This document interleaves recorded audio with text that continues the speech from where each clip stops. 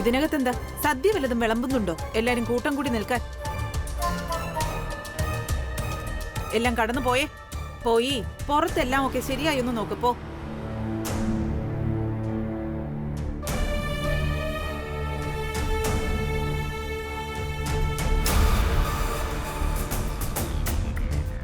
നിന്നോടെന്താ പ്രത്യേകിച്ച് പറയണോ?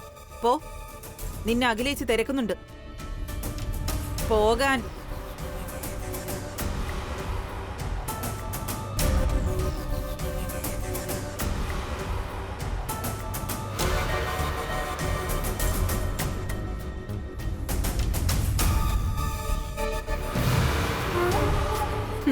നിന്റെ ചേച്ചി ആരും പിടിച്ചോണ്ട് പോവൊന്നുമില്ല. പോടാ വെളിയില്.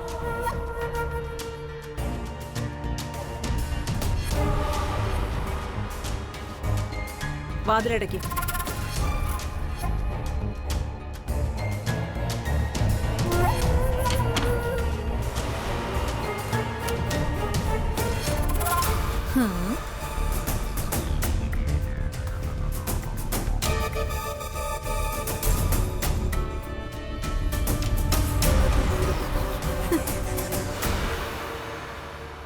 എന്ത് പറ്റി മാഡം? നിശ്ചയം നടക്കാൻ ഇനി അധിക സമയമൊന്നും ഇല്ലല്ലോ. എന്നിട്ടും എന്താ മാഡത്തിന്റെ മുഖത്തൊരു സന്തോഷം ഇല്ലാത്തേ? ആന്റി എന്തിനാ ഇവിടെ കയറി മാഡം എന്നൊക്കെ വിളിക്കുന്നേ? ഇവളീ വീട്ടിലെ എച്ചിൽ പാത്രം കഴുകുന്നുള്ളല്ലേ?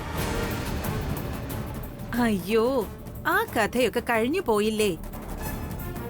പണ്ട് ഒരു വിലയും ഇല്ലാത്ത ചെമ്പരത്തി ചെടിയുമായിട്ട് വന്നു കയറിയ പഴയ കല്യാണി അല്ല ഇത്. ഇപ്പോ വർഷം 12 ലക്ഷം രൂപ ശമ്പളം മേടിക്കുന്ന രാജീവിന്റെ ഭാര്യയാകാൻ പോകുന്ന മഹാഭാഗ്യവതിയാ ഈ കല്യാണി. മാത്രമല്ല ലക്ഷറി കാറ്, വീട്, സ്വർണം, ബ്രാൻഡ് അംബാസിഡർ പദവി. ഹോ, അങ്ങനെ അങ്ങനെ പറഞ്ഞാ തീരില്ല. അപ്പൊ പിന്നെ മാഡം എന്ന് വിളിച്ചല്ലേ പറ്റൂ. മാഡം, എന്തിനാ എന്നോട് ഇങ്ങനെയൊക്കെ പറയണേ? ഞാൻ എന്ത് തെറ്റ് ചെയ്തിട്ടാ? അച്ചോ, ഒന്നും അറിഞ്ഞൂടാത്ത കൊച്ചു കുഞ്ഞ്.